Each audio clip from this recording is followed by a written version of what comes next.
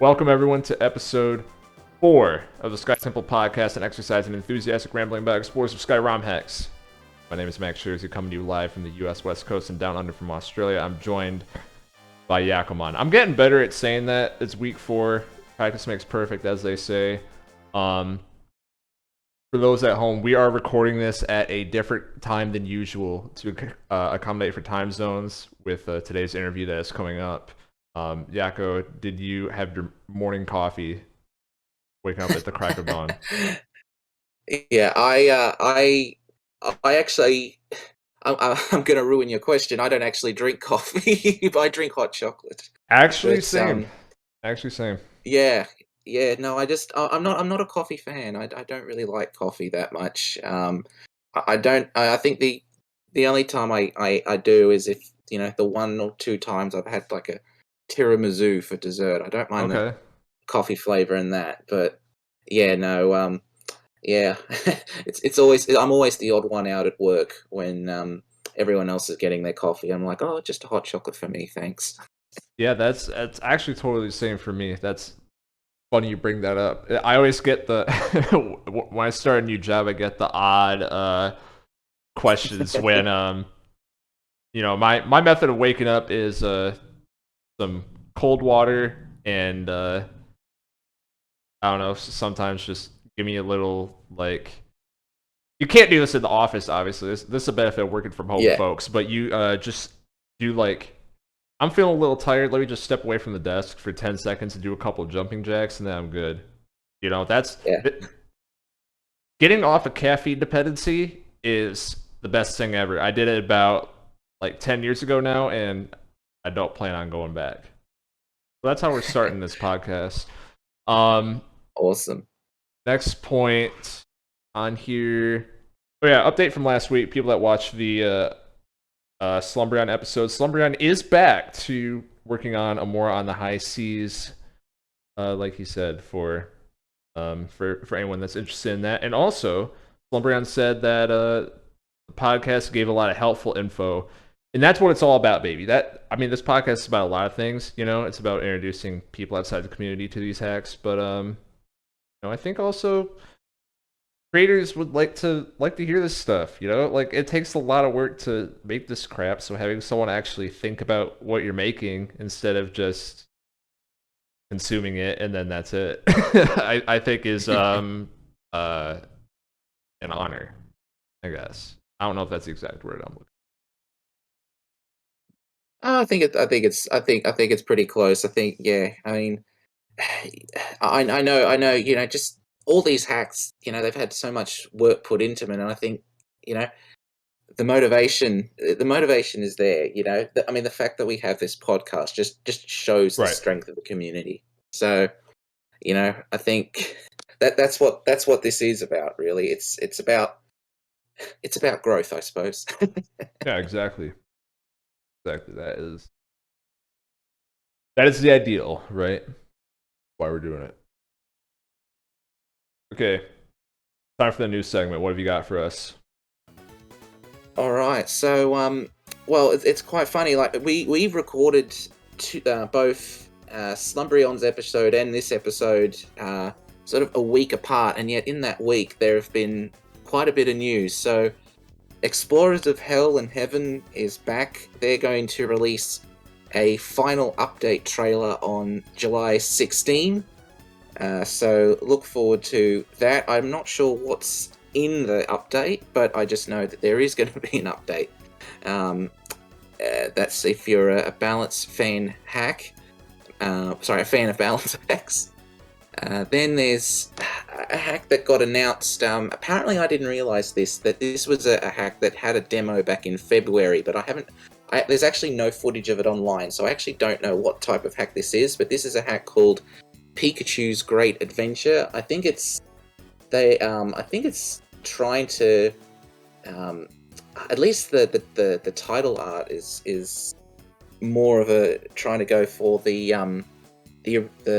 mystery dungeon, the actual proper mystery dungeon, and not the Pokemon mystery dungeon vibes. I think because that's what their hack logo looks like anyway. Yeah, the different font. Yeah.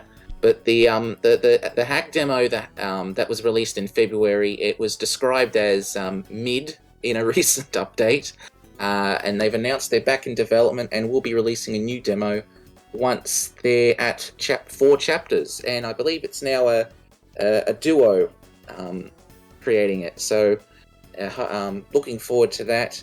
And as well, there's also another hack that's restarted development. What I like to call a meme hack, which is a mystery dungeon game where you play as an egg with a lot of sass, I suppose. And they've also restarted development. So if you're into hacks like Abridged, then I think look for this hack too coming up, because just just for the sheer memery of playing as an egg. Yeah, true. I when I was looking at these notes, I was like, did he talking about Pikachu's Great Adventure? Did he really say that his own hack is mid? And as far as I'm aware, that did indeed happen, unless I'm just going crazy and like gaslit myself into seeing something that didn't exist. No, it's he definitely called it a mid hack. So. God. And I mean, I haven't seen any playthroughs or anything, and I didn't have time to confirm if it was mid or not, in my opinion. But Right. but it is. But that's what they said. So No, you got to be striving for excellence if you're calling your old stuff mid. That's the creator classic for sure. I know that one of their updates they posted how they're nerfing Sunkern quite a lot, like not just level wise, but like actual, stat wise. Like that Sunkern is just too powerful in this game for its level. Yeah, fuck Sunkern in particular. That's why I always say. All right, on to this week. We are going to be talking about the PMD chip series and talking to Miju, creator of PMD Chip and Chip 2, and also PMD Otherworld, which we're going to talk about a little bit. Going to go into more detail on why we're only brushing up on that later. But mostly going to be talking about the PMD Chip series. For the non-spoiler section, we decided we're just going to, this just going to be everything about PMD Chip 1, a game that is probably 10 minutes long. So it's one of those where it's you kind of can't discuss anything about it without it being spoilers. So this is, think of it like this, folks at home. This is I don't know. I kind of don't want to use this direct comparison because I think Portal 2 is one of the best games ever made, but it's like Portal 1 versus Portal 2. Portal 1's a demo, and Portal 2 is the game. That's kind of the same thing here. Chip 1 is a demo, Chip 2 is the game. But PMD Chip 1, let's just, I don't know.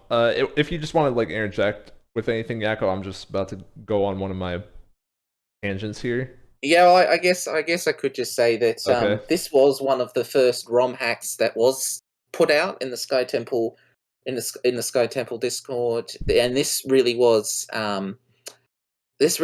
described as just a tech demo to just to play around with the tool, see if it works. It consists of just one scene at the beach, a few modified Pokemon in Beach Cave, and then a modified boss fight that replaces Zubat and Coughing with. I guess I can. Well, yeah. Well, it replaces it with a Staryu. So Yeah, there you go. yeah. So I recorded my playthrough so I could go back to it for and write notes, and I managed to complete it in about 5 minutes. I think we could get a speed running leaderboard for Chip. I'm sure there is one. This speedruns for literally everything. Yeah. Yeah, this is I don't want to say like a landmark hack necessarily, because that's kind of disingenuous. There were other like hacks that came out around this time. Some of them were not followed up on. But this was definitely part of that like first wave of like demos and very, very short hacks that came out in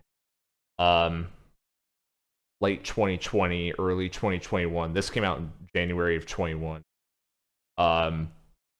Which these hacks were all really like a foundation creatively for people to go off of. Not necessarily a foundation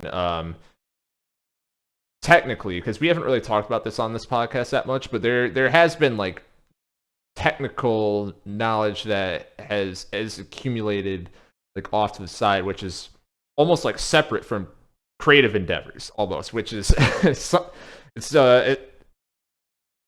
you know, it's kind of rare where there's overlap between the techie people and the creative people, I guess is how I want to put that. But in terms of like a creative standard of like using these basic elements to put something together for a short little confined experience,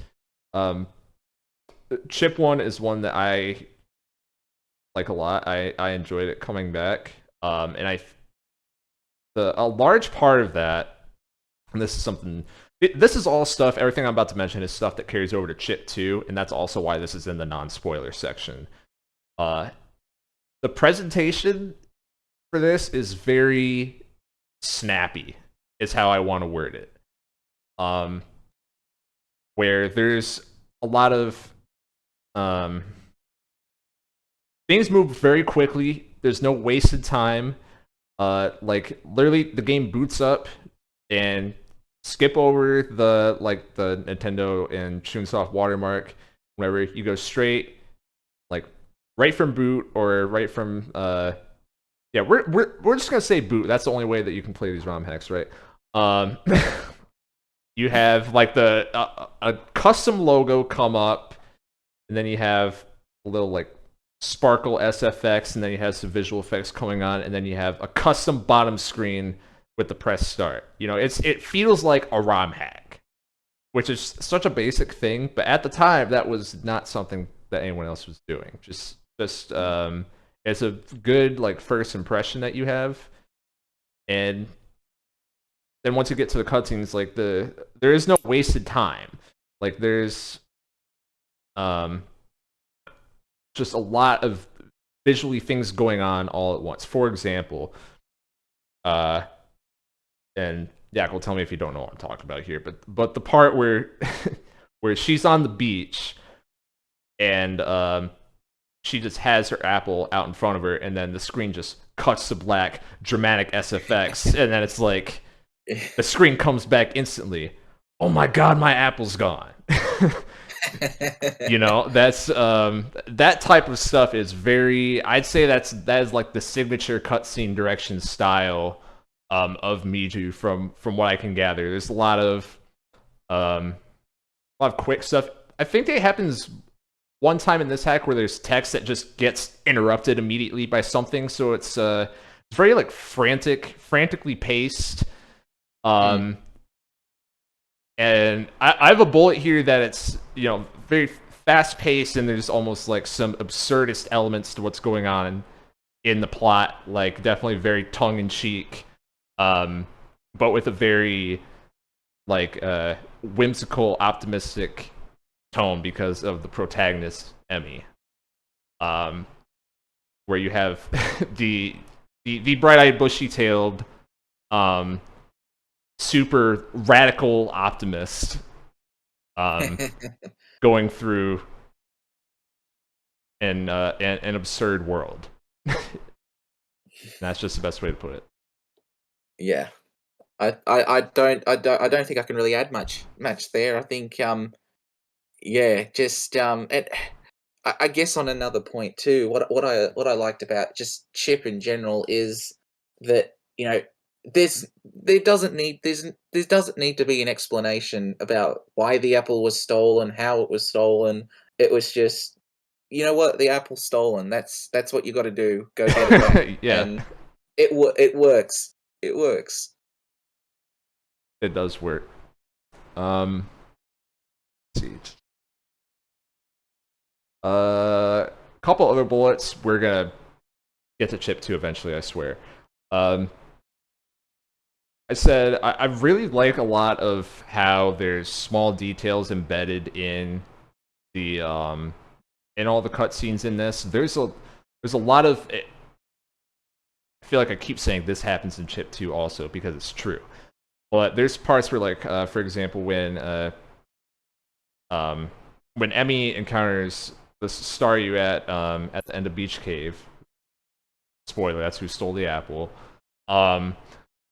There's the part where Emmy takes just like a little small step forward, as at the same time as there is a the text box portrait is changing like immediately after, instead of like fading out and adding another portrait. So it's like it's happening, conveys the idea of it happening in real time. And then at the same time, you have Staryu just taking like a little small step back that's very easy to ignore. Like this is all happening at the same time. It's the previous text box ends, then at the same time you have Emmy steps forward, the portrait changes in real time, the text starts scrolling, Staryu takes a step back, and Staryu has a visual FX and a sound FX. So where your eye is going to be looking at is probably the text box that whole time, but there's all this other stuff going on in the background that makes it feel way, way, way more dynamic. And I'm not gonna lie, I definitely like reference this kind of style more than once when making my hack personally, because it's just all that stuff that, even though you're not immediately looking at it, I think really adds life to cutscenes, even when it's simple, I guess. Like, nothing individually in there is complicated, but having it all go on, and none of it's not anything that you don't have to pay attention to every part of this. You can only look at the text and still get all the information you need. But just having all of that there is that extra element that I think adds so much. And what else? Oh yeah, my last bullet here. In these games, the trash feels like trash. What I mean is trash enemies, like random enemies in the dungeon. The trash enemies feel like trash in that you can just stomp on them. We have to throw in the like difficulty disclaimer, I guess, because we've been doing that for all these hacks so far. But you stomp on the enemies, and the bosses are definitely a bit harder. Still not anything crazy in my opinion, but yeah. Any thoughts there? Yeah, I mean, I think for all three hacks, I think definitely I feel like there's almost a conscious design for there to be every Pokemon in the dungeon has a weakness to one of your moves, whether it be your player's moves or your partner's moves. In the case of Chip 2, in that, that there is always going to be something that you'll find that is super effective against whoever you're facing in the dungeon. But I think, yeah, you're right in that it's the sort of the compensation for that is there's the boss fights are a little bit tougher. They aren't sort of your standard PMD difficulty. I would say they're a little bit above, and so it still offers a good challenge, I think. Yeah, definitely. It's something that keeps you engaged. You can't just literally autopilot L+A your way through. You will probably be caught off guard by something once you get to the bosses. But it's generally it's a pretty, in tone, this is a pretty relaxing, funny, cute, all three combined, and kind of translates to the gameplay as well. All right, now we're moving on to spoilers. We're gonna start talking about Chip 2 first. And let me see, before we get into Chip 2, the thing about Otherworld is, I guess we'll do Otherworld first, because otherwise it's just gonna be like 2 minutes at the end. So PMD Chip 2 and PMD Otherworld were made by a group called Team Portal, which is I'm very tempted to ironically say game studio, but I'll just say team, directed by Miju, for collaborating on ROM hacks, that is something that, please don't let me forget that I want to ask about that, because I think that's going to be the most interesting part of this interview. I think, in theory. But Miju still, her fingerprints are definitely like all over Chip 2, but Otherworld, from what I understand, was mostly handled by Filthy, who we may have on a future episode, maybe / probably, which is why we don't want to talk about Otherworld too much in this. But Filthy was a co-writer for PMD Chip 2 as well, and Otherworld is mostly Filthy's game, for lack of a better word, and Miju was mostly doing some direction and cleanup. But this is a point that applies to both games. I'm wondering what you think about this, Yakko, but I think Miju's fingerprints, right, on Otherworld, a game that she said in like the release for that hack that it was mostly Filthy doing the. I could tell that Filthy was doing the writing because I've also worked with Filthy and I know how he writes scripts. So I would actually be shocked if he was not the writer in that game, and the dungeon designer actually. But in terms of like, Otherworld is a hack that has a lot of polish, and like the Chip games, there's a focus on creating a tight experience, all killer, no filler, over stretching out content, which one isn't necessarily better than the other.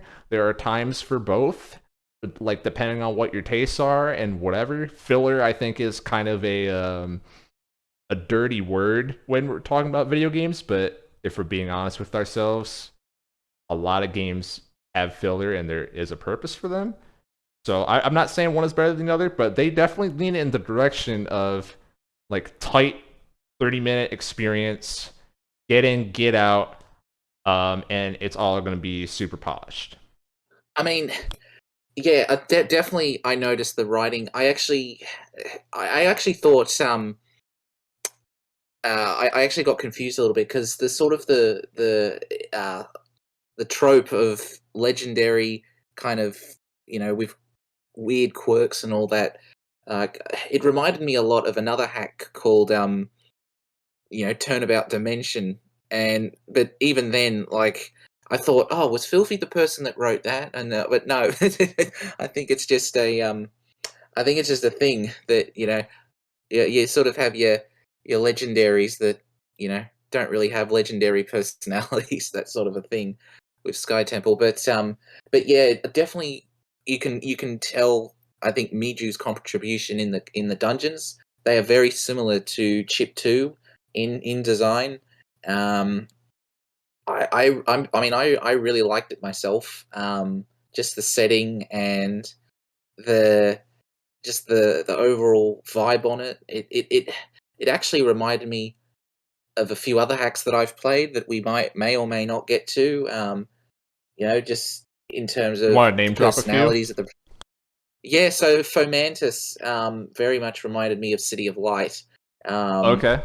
The Fomantises, both Fomantises in those two hacks are very similar personality-wise, and you could almost connect the two, really. If you want to start, doing some kind of Marvel-esque connection, Yeah, tenuous seriously. connections between all the SkyTemple games. headcanon. Yep. So yeah, it reminded me. Fomantis reminded me of City of Light, which I played as part of judging the third hack jam. I think, like I said, Giratina is in it, and it reminded me a lot of sort of the Tainted hacks, and how he's very much built a character around well, I'll just say Palkia, and I'll leave it at that. I won't spoil it for you. There's a lot of lore behind that one. um, but yeah, no, I think I had a lot of fun playing both. But yeah, Otherworld, I think yeah, it was just a really, like you said, fun, tight play. And just the little narrative twists, and I know I more speak to it from a story perspective because that's kind of my thing. But but yeah, it was just the writing is really good on both hacks, and yeah, I don't think I have much else to say. I've still got morning brain, so I'm just sort of No, that's saying fair. words. That's fair. Okay, Chip 2. Uh, like we said before, this was the introduction of Team Portal. Their first project they made together. Otherworld was like 6 months after Chip 2. This one was Miju mostly at the helm, with the aforementioned Filthy helping out, as well as Paz Collin. I hope the guy said that right, because I know I've talked to him before, and he said, "You're saying my name wrong." So I hope I got it right that time. Both these two have worked on Explorers of the Spirit as part of Team EOTS as well. So everyone has experience going into this. And yeah, this is just a really, really fun replay. You know, it's I kind of had a smile on my face most of the time I was playing this game. It's one of those. The first thing you see is Chip 2 has like the same like hard open as Chip 1, where it goes straight to the cool custom title screen. Except this one's even crazier. You know, it's a very aughts kind of throw a bunch of graphics together on the board with the PMD Chip 2 logo. You have the PMD, and then you have Chip, which is a different font, and then you have a 2 just like plastered in there, you know, like almost stamped on, and then you have Apple Alliance, the subtitle, I think subtitle, what I'm looking for, and that's in a different font, but it all like comes together in a way that doesn't look ugly. You know, it looks very chaotic, but not a mess, if that makes any sense. And then on the bottom screen you have the Staryu, who is revealed to have been named Chip the whole time. That's crazy lore. Running around in a circle around Emmy and the apple, which is a lot harder to pull off than the Chip 1 bottom screen. I think people don't realize. So that when I saw that, it was like, oh damn, okay. And to that point again, this hack, same thing as Chip 1. It doesn't mess around with the dead time. You have your intro cutscene. You in just like 2 or 3 lines, you get a good sense of who Emmy is. Then Chip shows up. You know, you have the instigating event, and then you're in a boss fight in like 2 minutes after hitting new game, if that. I love this part. I don't know if you have any strong feelings, but I thought that whole intro was pulled off really, really well. It would be easy for it to be bad, I guess. So that's why I'm impressed with it being good. Yeah, I mean, I when I was playing it, I was like, wait, what? Wait, whoa, we're fighting now, okay? And it was pulled off really good. And I also like how that opening part sort of introduces Chip as a character, really, because you know, in Chip 1 we don't really even see it talk. We don't see it, you know, really do anything, or you know, it's just we beat them up and we win the game. But I think, yeah, not only are we kind of reintroduced to Emmy as a character, but also we're introduced to Chip for the first time. And I also want to point out that and this is what I was referencing in last episode, This is the other hack that's had the has a pirate for alligator in Yes. it. And yes, this one is and we confirmed last episode, no collusion, just a perfect coincidence. For alligator is just the perfect Pokemon for a pirate, because pirate Cinderace didn't exist yet. Oh my god. Yeah, we're dropping all these hacks that we're gonna have to talk about eventually. If we can get everyone on If the we get show. that far. Yeah. We have to get everyone on the show that has ever made a hack. Yes, even the ones that don't want to talk. We will force to a room. Yeah, very true. It's we're gonna throw out a phishing link and do an IP tracker, and that's how it all starts. Send a Discord scam or whatever. I don't know all the hip. You go ahead. It's the long con, you see. SkyTemple does set off a few flags in virus protection. Oh my This is the god. long con. I hate that. For people listening, no, SkyTemple is not a virus. That it sets off antivirus flags because Microsoft is dumb. Is kind of like the long and short of it. Yeah. Yeah. Yeah.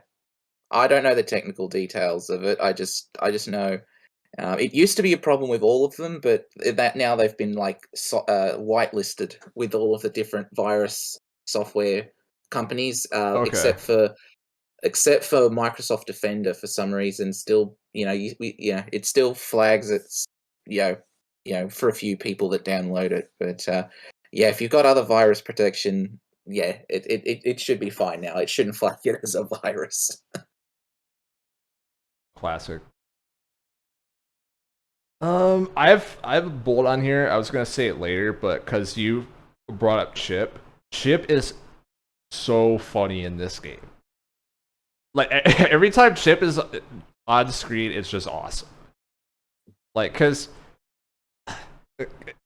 he just doesn't do anything. He just doesn't talk, and then when he says it, it's just some like dryly delivered one-liner that's so funny for no reason. Like the scene where Feraligator's just being an asshole, and then he like walks away and leaves the two of them there, and then Chip just goes, "What a jerk!" I laughed so hard at that. I'm like, because it's dumb. Like, this is another one of those things that it's very easy to have a character like this just be flat and not do anything, but the cutscene direction is so fucking good that it really absolutely makes the characters pop.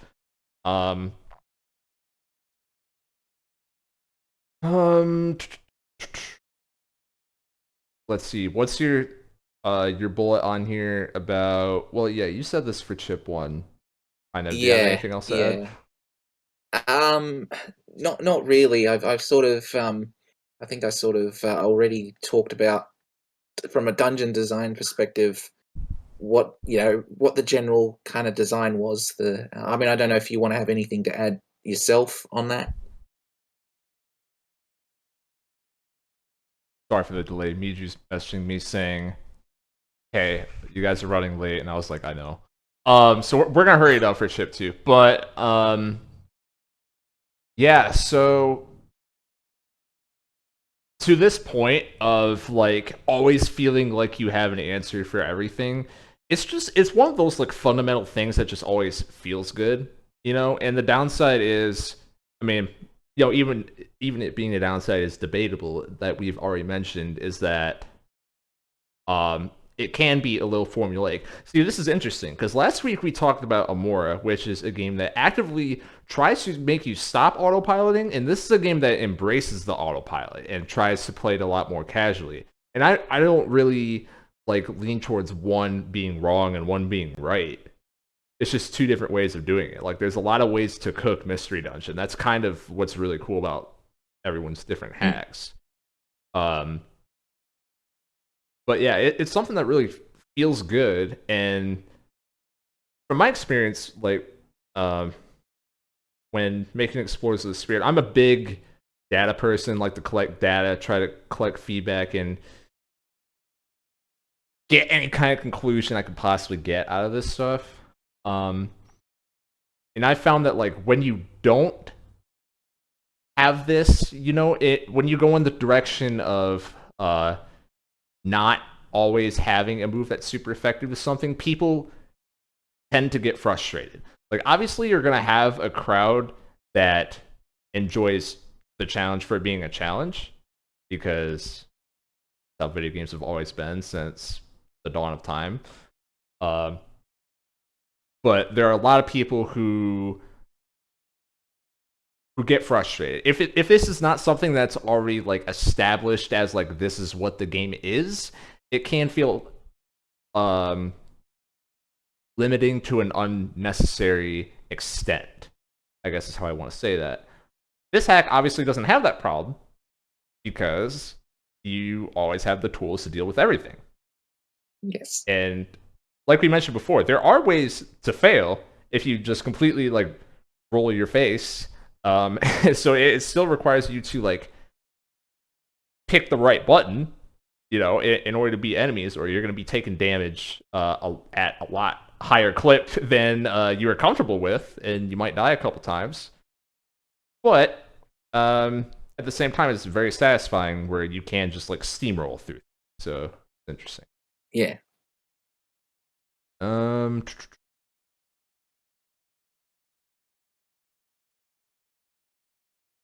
want to talk about the next one of these next bullets you put down? Yeah. So I mean, I might skip over one of them. But what I also liked too is just the idea of needing an item to progress to the next dungeon. I thought that was a neat little design touch where you actually got to go into a dungeon to pick up an item to then get a key and open a gate to the final dungeon. I thought that was pretty neat. Yeah, I love that part so much.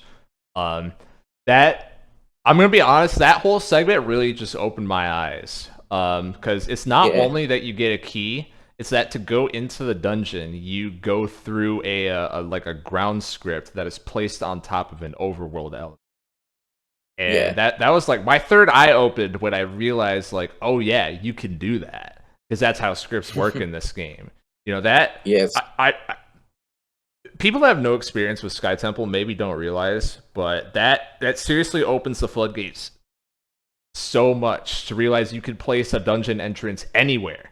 Like there's so many different ways that you can just design the overworld. And that's probably another question that we're going to ask later. Like the fact that there's any kind of emphasis on the overworld at all, which is, if we're going to be blunt, usually an afterthought in PMD games and just exists because it exists. There's actually some kind of like interaction with the environment in that segment, which I think is awesome. What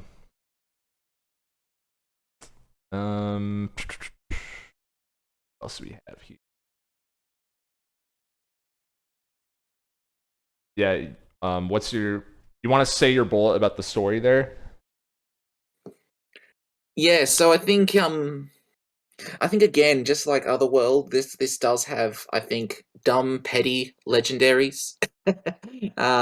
This time being the forces of nature. So you've got now I'm gonna get these wrong because I haven't played Gen 5, but we've got Thunderous and the Wind one. Tornadus. Tornadus, yes. They are having a very petty squabble, which then gets quelled by Landorus at the end of the game. But I just love the trope of just the dumb petty legendary, which I think is a good twist in sort of SkyTemple hacks compared to the PMD trope of the wild and out of control legendary that only gets put to reason when they're beat up by a bunch of kids. That's like it fits. It fits, but it's different. Right. Yeah. It's kind of the same idea, which it's funny because I didn't even realize that you were making a point that there was a difference when you said the PMD trope that legendaries are petty and dumb. In my brain, I go, oh well, yeah, they just want to fight you for no reason in every game. But yeah, you're right. Those are kind of two separate things. It's like a not a subversion, but a like a different iteration of that idea. Yeah, In a like way that fits tonally. Giratina in Otherworld, Yeah. suddenly becomes this, soft father figure Yeah. and all that, and with Great. with dumb little blushing portraits. It's fantastic. No, it's so good. Yeah, this game does the thing again where like the screen just like cuts to black and then it comes back and then here's Thunderous and here's Tornadus. Their intro scene is excellent.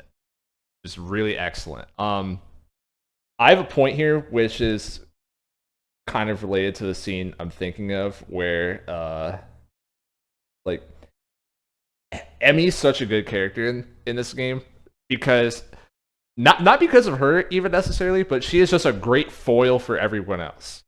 Because there's the part where Thunderous and Tornadus both show up at the same spot. They say, "You are on my territory." No, you're on my territory. And then they start just bickering.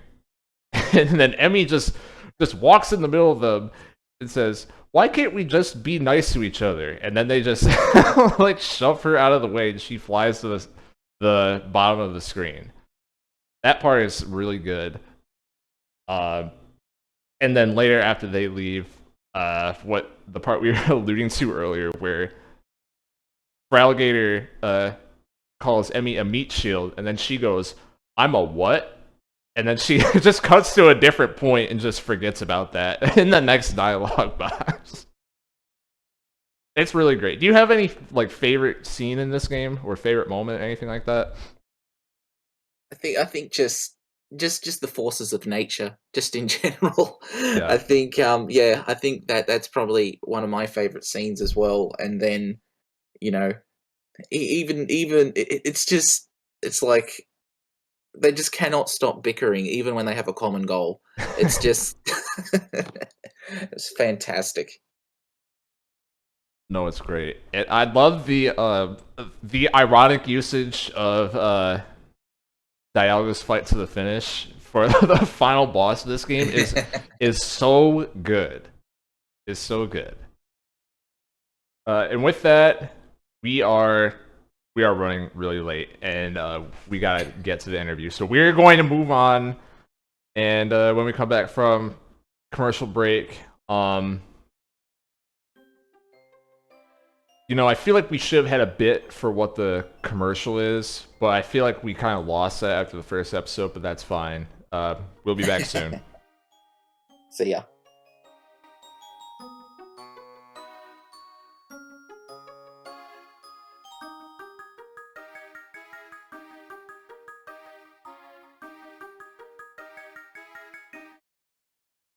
And we're back, joined by Miju. Hello, I'm here too now.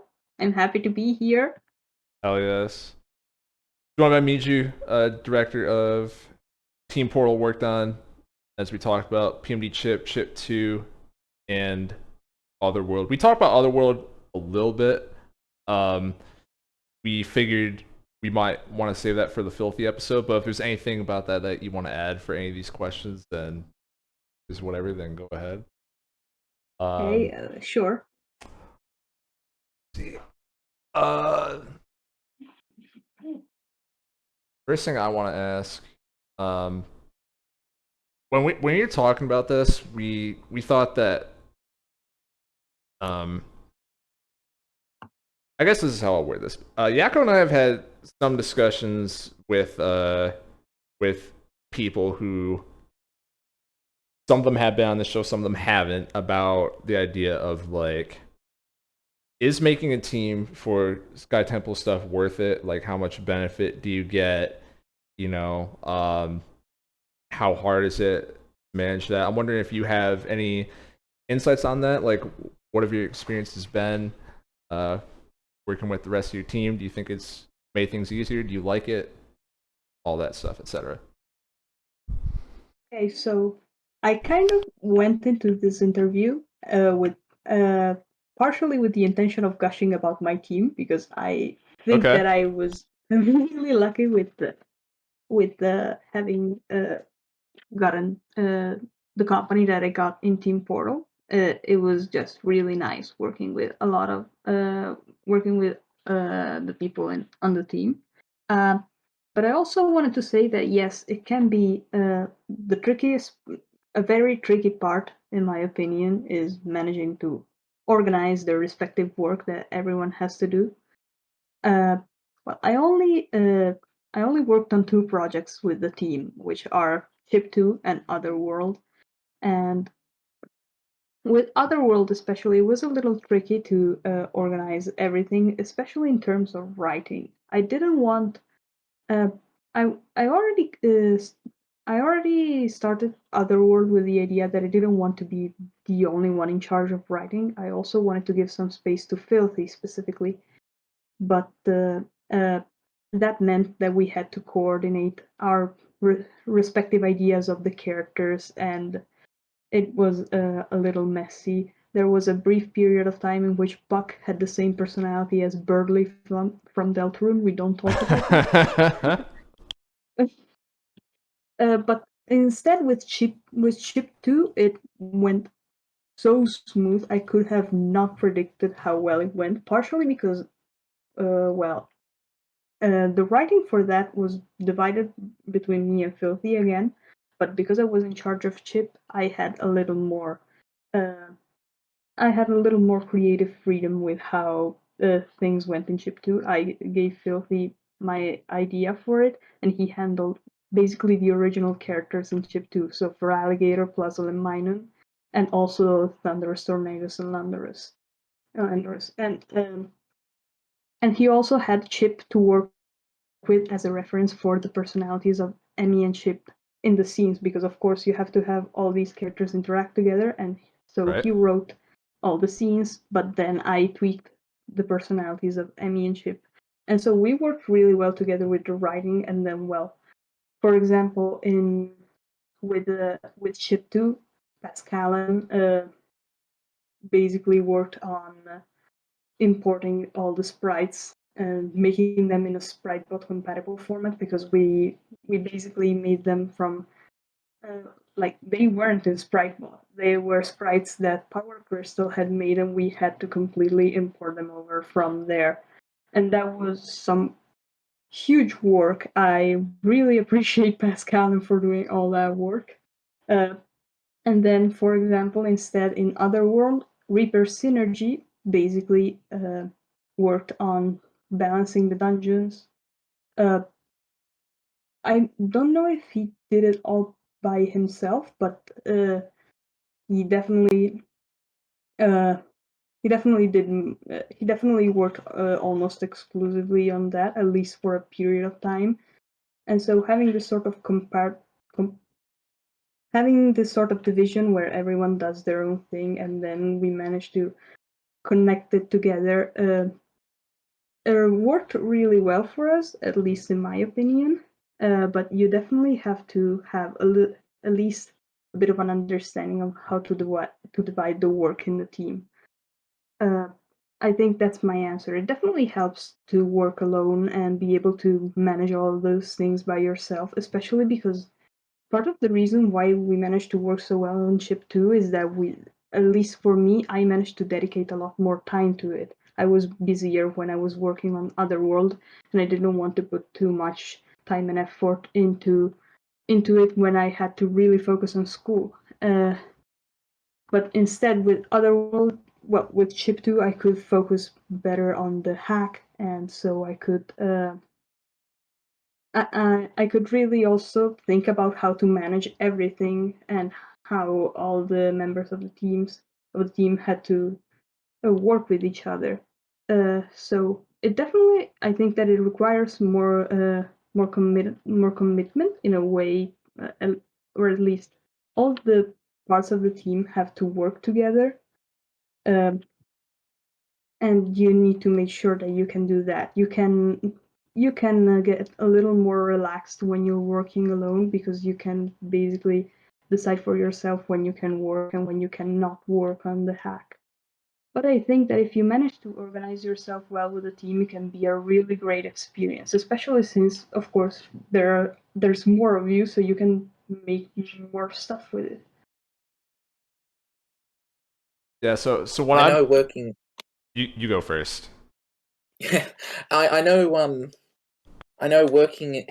It's something I actually kind of want to do. If there's a fourth hack jam myself, is try and maybe lend myself to a team or to a collaboration effort, because I think it, I mean, for one, I think it would be cool, but two, I think it would be like, as the only person on the call that hasn't been in a team, I think it'd be a good challenge, and it'd be really interesting to see what could come out of a collaborative hack, I guess, on my end. What were you going to say, Max? Yeah. Miju, I think your point about how it's a lot harder when you don't have the time. I totally agree. The way I would word that is, if you're gonna be a director, that doesn't just mean like you're the creative last step. That means you have to like direct and manage. That's just how it works. To be fair, I think that with our hacks, at least I tried to make it so that there wasn't really, well, for chip 2, I was pretty much the director because I made chip 1, so it made sense that I would be the director for chip 2. But for Otherworld, like I said, I kind of wanted to give everyone in the team a chance to share their own ideas, and so I didn't really want to self-appoint myself as the director. And then I think that was a good choice, but it definitely made things a little trickier to organize. Yeah, definitely. There's, yeah, I think the same thing. You know, where there were points during Explorers of the Spirit production, which I feel like I have to say this every episode, but I know I bring this up a lot, but I can only reference like things that I've been through, talking about personal experience. It's okay. Just yeah, you can plug this. It's your podcast. You know what? That's true. What's the point of a podcast if you're not doing that? But yeah, in my experience, it was a lot of.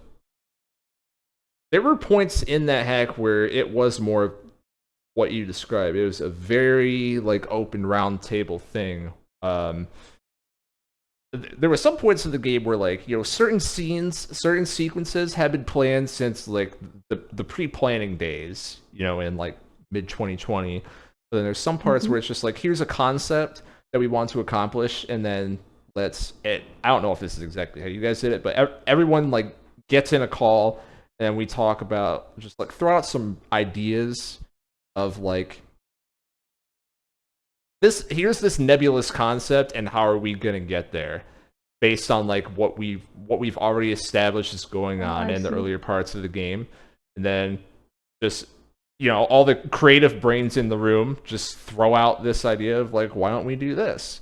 And then sometimes it's a good idea, sometimes we say, no, that's dumb, blah blah blah blah blah, and then sometimes we end up using it anyways after calling it dumb. So whatever. It's a lot of just arguing about. I don't want to say arguing, because we would all like just do it in jest, but we usually wouldn't proceed without having that talk of what should we do. If it wasn't explicitly laid out, then having as many brains in the room as possible to come up with something cool, I feel like this is more likely with more people. I don't know if that idea resonates with you or what. We haven't really done anything like that with Team Portal. We haven't really, not really.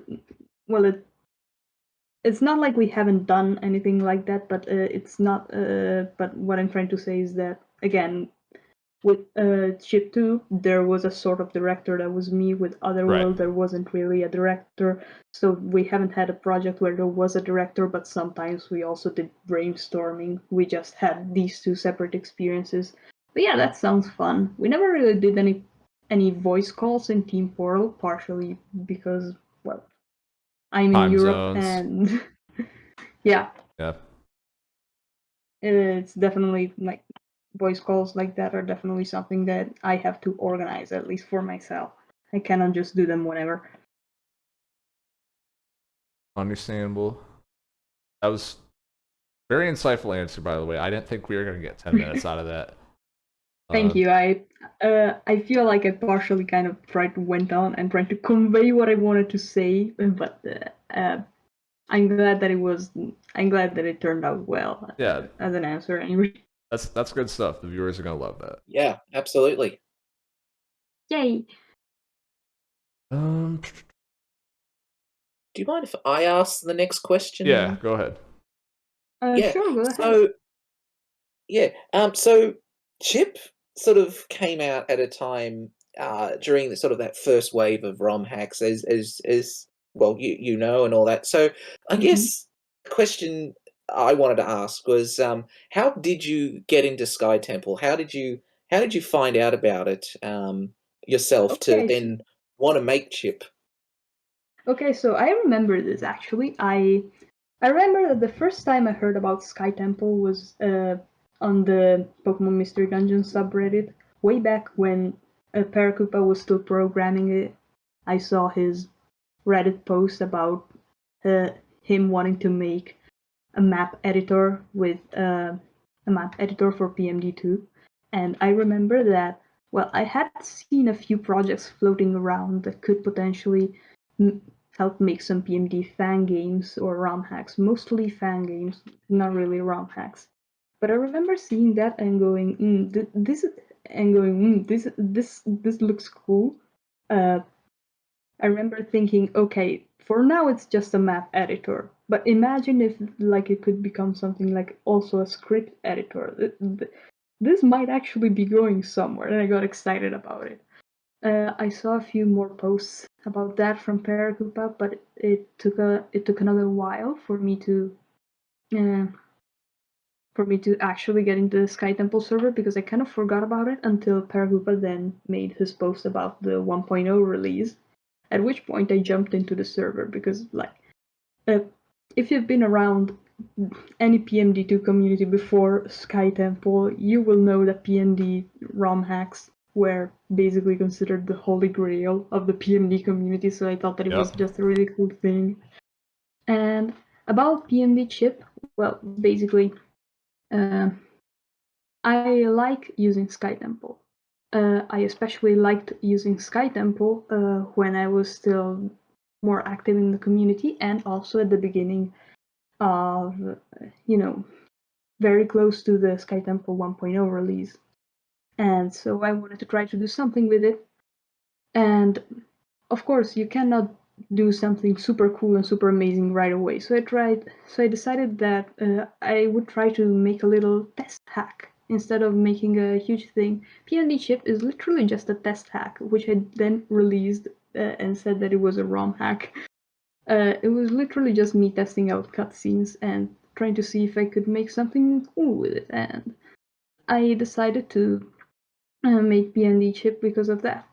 Fun fact, I've already told this story before, but in true test hack fashion, the PMD Chip storyline is inspired by a test session for a tabletop RPG, for PMD tabletop RPG, that that I played with some of the people I know IRL. And in that test session, I played as my character Emmy the Bulbasaur, who had to retrieve some potato chips that had been stolen. That's why it's called PMD Chip. Oh my god! Love it. Yeah, it's also a little pun, because well, a chip it's a little fragment, and PMD Chip is kind of like a little fragment of what is possible with SkyTemple, a little fragment of what I wanted to make with SkyTemple. Sure. The thief in the test session was actually a Badu, but I didn't remember that, so I made it into a Staryu in PMD Chip the hack. Got it. That's a great story. I had no idea about the potato chip. That's so funny. This is what I love about this podcast. Yeah, we just learned this random stuff that you would never know. Stories like this are stories that I love to tell, so I'll try to sneak in a few more during this podcast if I manage. Okay, so yeah, by the way, in case you couldn't tell, the Staryu being called Chip in Chip 2 was therefore an afterthought. the retcon. Well, not really a retcon. Well, yeah, you're right. You're right, actually. It gives lore to the Chip universe. True. Yes, absolutely. Question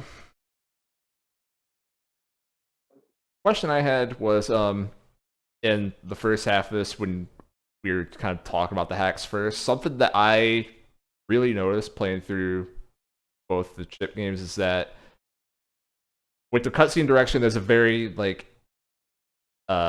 the word I used was snappy, like really fast paced, a lot of like sharp cuts, a lot of like effects going on everywhere. You know, there's a lot of like people get cut off. There's a lot of like screen cuts to black instantly, stuff like that. A lot of like crashing sound effects.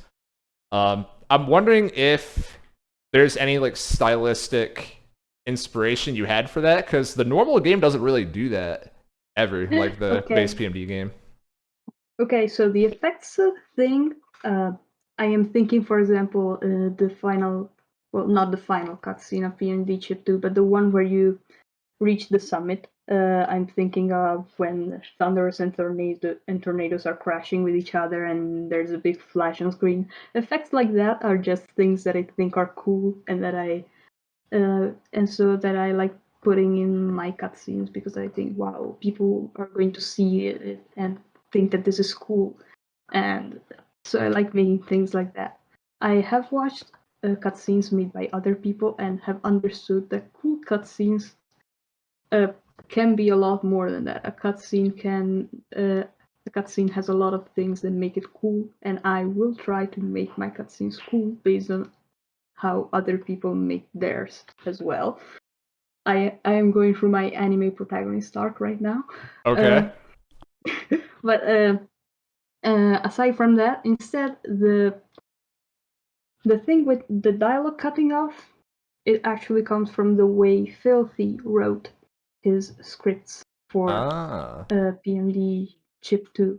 He put a lot of characters ending their sentences with like a little dash, and so I decided that it was appropriate for the characters to actually get cut off, even in the cutscene. But I understand that I kind of went overboard with it. Yeah, that's subjective. The first time I played through this, I was actually like reading the text out loud, and there I thought it was too fast. But when I was playing through, I don't know if you feel the same, Yakko, but when I played the second time and I was just not recording or anything, I was just actually reading through it. It didn't feel too fast at all. It's kind of the weird thing about doing those cutoffs, right? It's that you don't know what the timing is.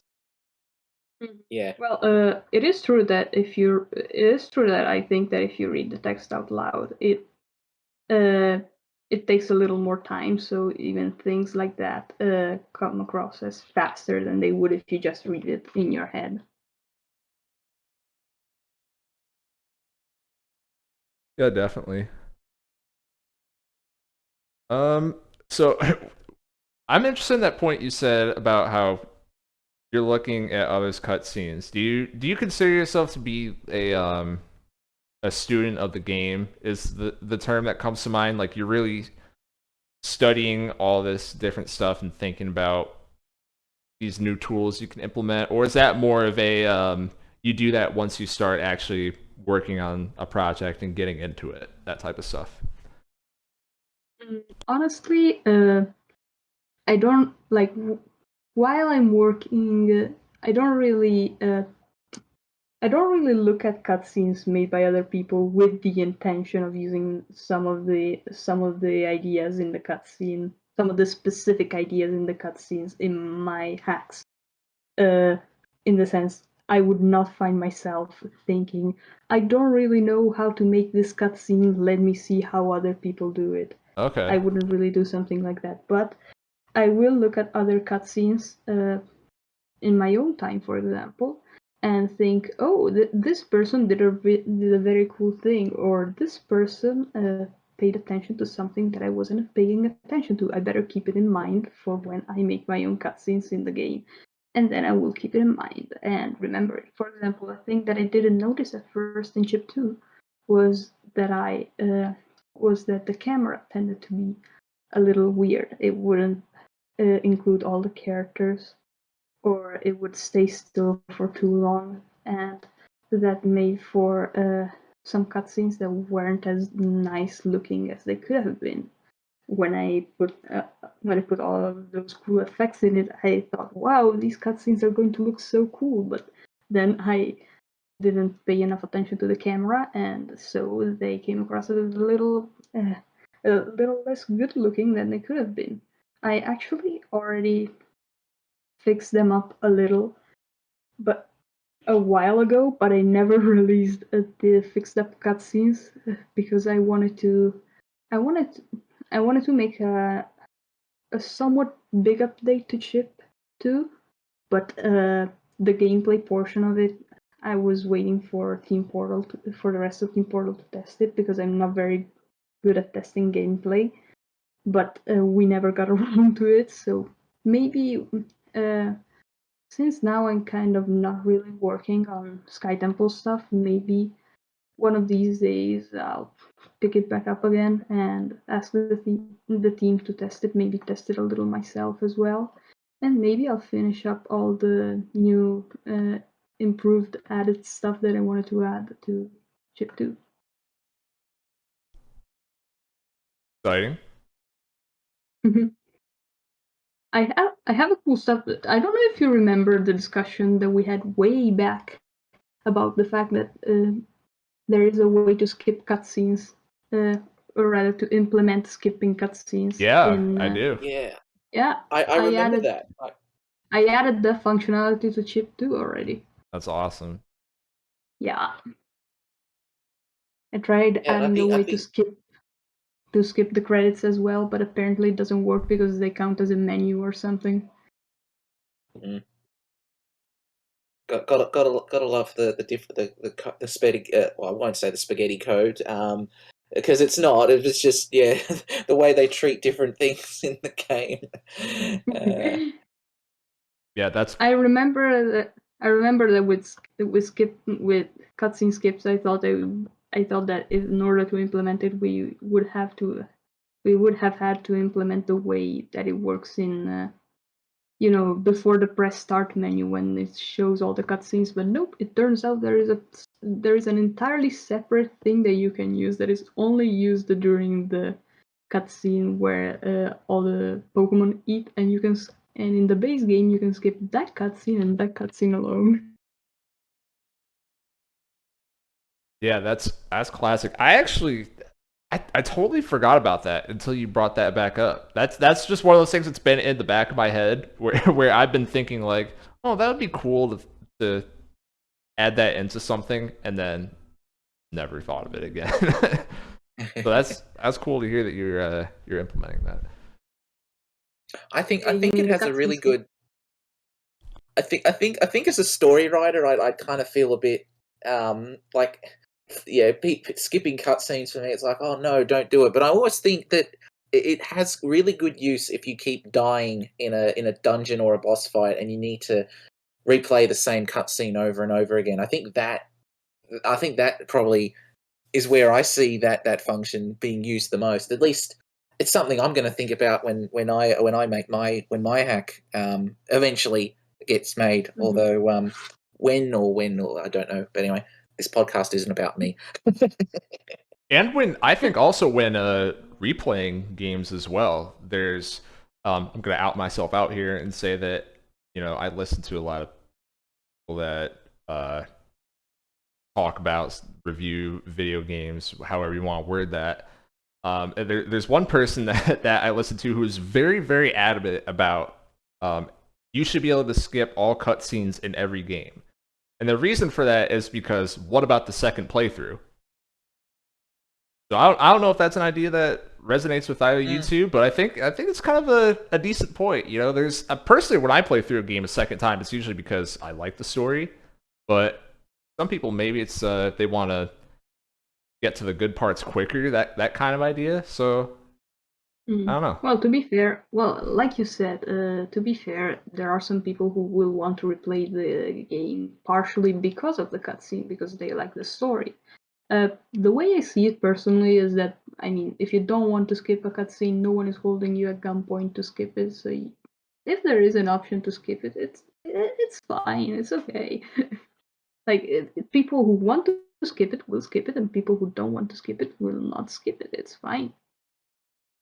Of course, I've been thinking about Super Mario Odyssey. The first time you see a cutscene in Super Mario Odyssey, there is no press Y to skip button, but you can still press it and it will have a confirmation prompt. Whereas all the other times you see that cutscene, there will be a press Y to skip button, and if I recall correctly, it will let you skip it directly. I think that's a good way to both ensure that no one skips any cutscenes by accident, and also give people the possibility to skip any cutscenes in the most convenient way. Of course, that doesn't necessarily have to be the way it's implemented everywhere, but I think it's a good example. I like that because I've especially back in the day in the PS2 GameCube era, I can think of so many games where you can just accidentally press start and you just missed something extremely important because your finger slipped. Yeah. It's kind of unfortunate that the way SkyTemple, the way PMD2 skips cutscene doesn't let you have a confirmation prompt. Definitely. A lot of challenges that we're overcoming with game design. Yeah, that's true. That makes me think of how many hacks, there are hacks that have done some really impressive things with PMD2, and honestly, we wouldn't be able to really appreciate them if we didn't work on some PMD2 hacks ourselves, or at least we are able to appreciate them more because of that. Yeah, there's a lot of very underneath the hood stuff that is going on that people don't think about, but it is, I guess, subconsciously making your experience better. Yeah, I guess so. Yakko, you want to ask your last bullet on there? Yes. So I wanted to talk about. So these hacks aren't the only thing you've made in SkyTemple. You posted a couple of videos last year, and I'll only describe them because I'll let you describe them. Of their cutscenes made in SkyTemple featuring Kecleon in them. I think the one that comes to mind is when you steal from a dungeon shop. Could you tell us a little bit more about those? Oh my gosh, that's right. I posted those. That's amazing. Those are. I think I made them even before PMD shit. I don't remember exactly, but that's fantastic. That one, when you steal from the dungeon shop, has 200,000 views on YouTube. It's amazing. Okay, I don't really know how to describe them exactly, but I do remember that I started making them because Masked Koopa made some Kecleon portraits, and among the Kecleon portraits, there were two joke ones that were basically Kecleon but with Sans's eyes. So one had Kecleon with completely black pupils, and the other one with the little blue ring in Kecleon's eyes. And I remember that I thought that it would have been pretty funny to make this sort of Undertale parody. It's literally, the two videos are literally just like Undertale scenes, but using Kecleon and also a Bulbasaur, because again, I'm a Bulbasaur, my character is a Bulbasaur, instead of Sans and Frisk. So the first one, if I recall correctly, is called Recruiting Kecleon Sure Has Changed a Lot, and it's the conversation that Frisk and Sans have in the restaurant when Sans tells Frisk about how he knows Torio. And the second one is called When You Steal from the Dungeon Shop, which is the dialogue that between Sans and Frisk in the hallway of Judgment before Sans's fight in the Genocide Run. And I remember that I thought that it would have been really funny to make these videos, and I also knew that was at the beginning of SkyTemple's life. So at this moment in time, because SkyTemple was a new thing, it was also pretty popular. So I thought that those videos were definitely going to be a hit, and apparently they were. And I would say that they even exceeded my expectations. I'm happy that I made these. Sometimes I still get a few comments saying something like, "Wow, Kecleon is literally Sans," which is always funny. Yeah, go check them out if you haven't watched them. They're pretty cool. I think if you've played Undertale, I think you'll like those too. Yeah, I've had passing thoughts about making a sort of PMD Undertale hack, but they never went past passing thoughts, and also me importing the font 8-bit operator into PMD. Got it. See. I think just a couple more questions here. One I have is this can be a very vague question this morning, but where do you think the scene is going? Because we've kind of talked a lot about that already, and I got the impression that that's something that you were interested in before this interview. Because a reason why I bring this up is in Chip 2 we talked a lot about the key, the key and the object to enter the dungeon from the overworld. Do you think that's where we're going? Because I remember you posted something before about like a Manaphy hack with a more dynamic open world. Do you think that is the next step? How close do you think we are, and like what are the things that we still need to figure out? Well, the key thing is actually a thing that exists in the base game. Right. It's okay. Funnily enough, when I told you about that, it was a thing that exists in the base game. I told you that it was because there was the point when you have to give Manaphy a blue gummy, which is what I remembered, and which is where I found the relevant code. But later I remembered that there's actually a very infamous part of the game that also requires the same code. Yeah, the unknowns. Yeah, exactly. But well, yeah, I wanted to make that sort of thing be a little more fun, and well, yeah, I have brought up just the idea, the concept of making something with a bit more of an open world feel to it. But honestly, to be fair, I don't think that something like that is outside the realm of possibility. But what I've seen so far, I am going to be honest and say that I haven't been keeping up with hacks that much lately. Okay. I've only played, for example, out of the hack jam hacks, I've only played Turnabout Dimension and Psychic Methods. And those were the two most recent hacks that I played.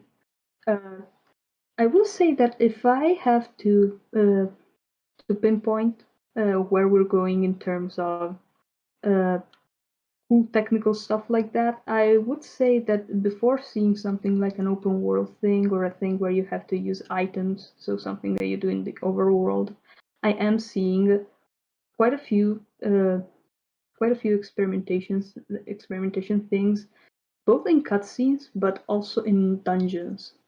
Psychic Puppets is the example that comes to mind. There's a lot of interesting dungeon stuff going on in that hack, mainly brainwash and those kind of things, but also the Fragments hacks come to mind. Fragments Chapter 3 is all about interesting dungeon stuff that you can do with it. One thing that interests me a bit is the prospect of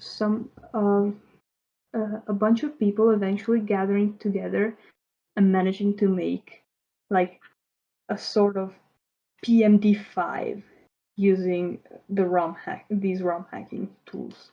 It's definitely not something that I'm thinking about in terms of something that could be done in the near future, but it is an interesting prospect to think about in terms of how close are we to it, or rather what kind of stuff would be needed for it, and how SkyTemple is faring in that regard. For example, one thing that I think will definitely need to be will almost definitely need to be worked on, like to be given a little more freedom, is Unional. There, or rather, the core routines in Unional. For now, we cannot really edit them. We cannot really add or delete them, and that makes it much harder to deal with much larger projects, because if your project is a little smaller, you can work with what you have. Your project is a little larger, you start to run out of space at one point.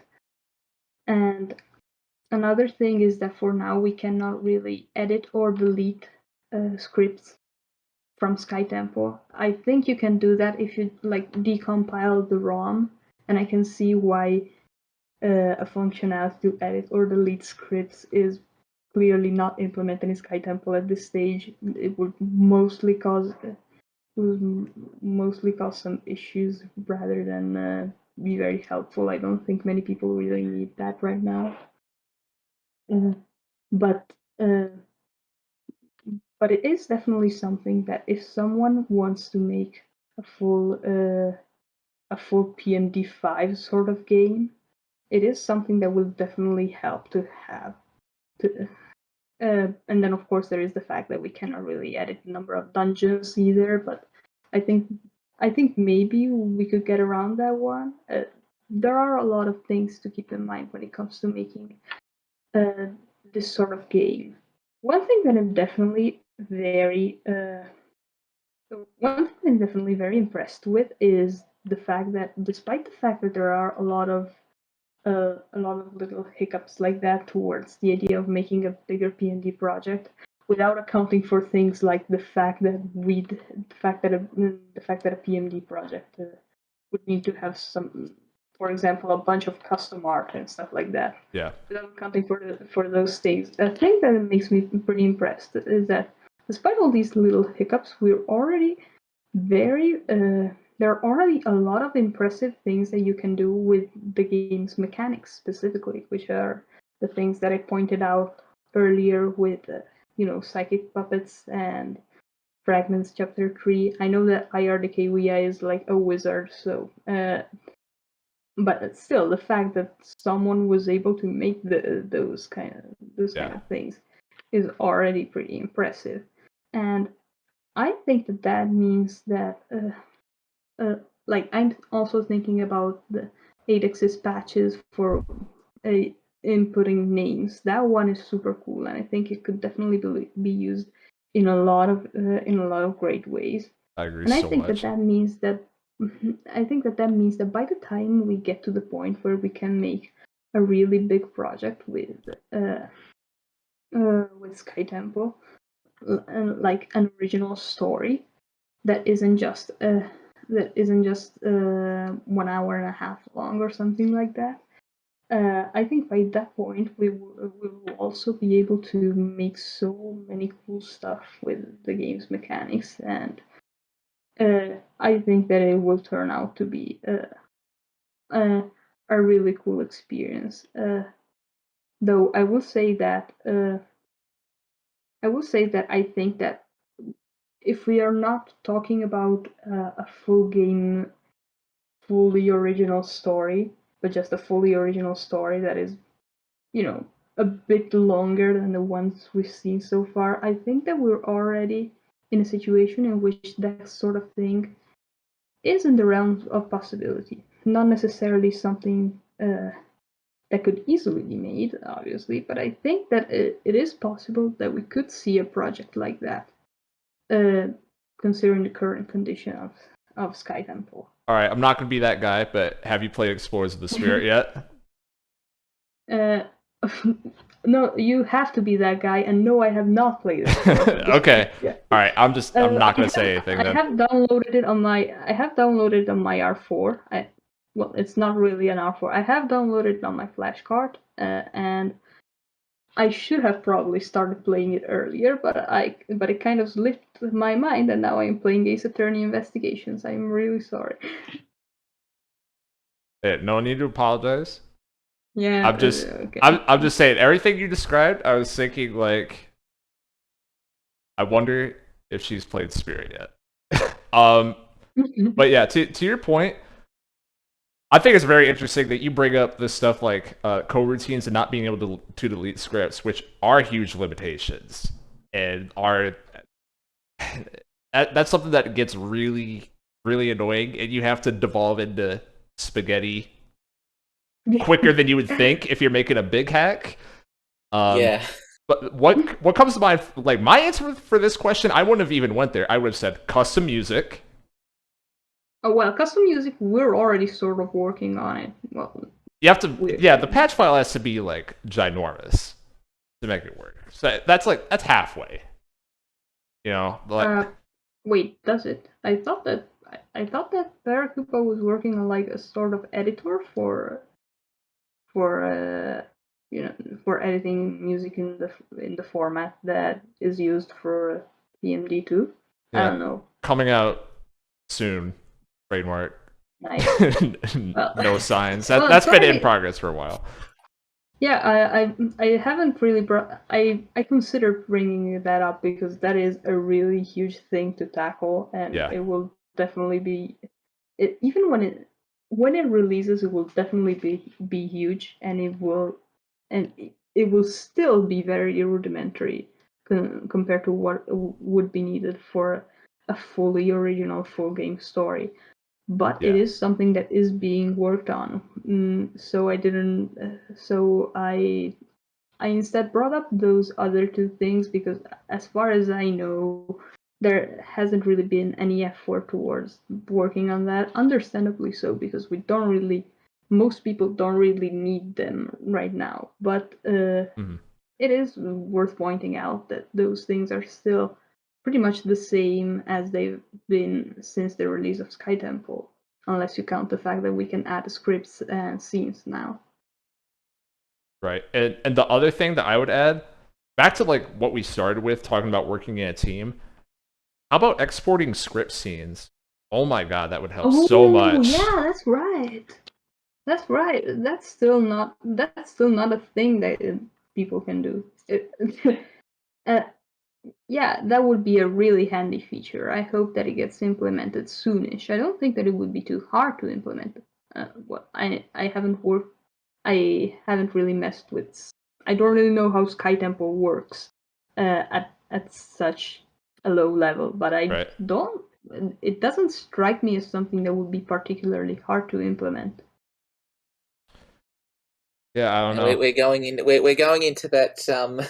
It's like we're going into that realm now of, oh, it can't be that hard. Why aren't the devs doing it? Kind of, that conversation that comes up all the time with game development. I try to not say that stuff, but I will say I have brought that up multiple times. No, I'm having a joke about it.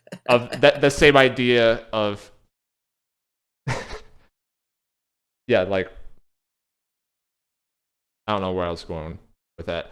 My point is, I brought this up before a couple times. I've said specifically, like, hey, this would help so much if you could find a way to do it. And hasn't happened yet. Is it going to happen in the future? I don't know. Who knows? Maybe. I guess it's not very space, high I suppose. in the priority list anyway, because worst case scenario, you recreate the entire scene. I don't know. Yeah, that's pretty much what we did. I can imagine. Wait, Okay. I remember maybe Marius had made some sort of GitHub thing to work on scenes in a team, but I don't remember much about it because I don't use GitHub. Yeah, same. I have to check that out though. Okay, 2 more questions. One, this is our classic segment. In 30 seconds or less, tell me why PMD Chip 2 Apple Alliance is going to win Hack of the Year. You mean you don't want a hack where a Bulbasaur has to go get back an apple and go through a Squeak Squad-like adventure to win Hack of the Year? All right, Tells itself, I think. that's perfect. Perfect. That was well under 30 seconds. That was a speed run to that question. I had this prepared. Okay. And Come here without knowing what I was getting into. that's totally fair. That's totally fair. Our last 2, I think, got caught off guard by that question. That made for good content. Okay. And any closing remarks that you want to say before we're done? Shoutouts to Team Portal. I love you all, guys. You are fantastic. I didn't get to talk much about them, but they were really great to work with. Especially during Ship 2, because again, we could put in the time to make it really work. Filthy and I really managed to have a very nice back and forth with everything we worked on. And Pascal kept saying that he only did the sprites thing instead of working on the big stuff, so he didn't really do much. That's a lie. He really worked on those sprites so much, and the reason why they look as good as they do is because he literally stayed up until 3 a.m. on the last day of the jam, just so he could see a message that I sent in the group chat the day when I woke up the day of the deadline, saying, "Hey, the sprites kind of look messy, but I guess we'll have to deal with that." He went, "No, let me fix them," and he did. So yeah, shoutouts to Filthy, shoutouts to Pascal, and shoutouts to Reaper Synergy for helping out again in PMD Otherworld. Shoutouts to Marcolina for he doesn't talk much with the other members of the team because he's Italian, and so he talks mostly with me on DMs when we work on Otherworld. But shoutouts to him too. The reason why you see such cool looking backgrounds in other worlds is partially because of him. So shoutouts to everyone. You guys are fantastic. Awesome. Thanks for coming on. It's great No talk. problem. Thank you for having me here. That was really fun. Thanks everyone for watching. That's episode 4. And Another one down. like hit the bell, etc. Comment. That's it. I don't know what the equivalent is on Spotify. Yeah, what is the equivalent? Follow our feed on Spotify. All right, done.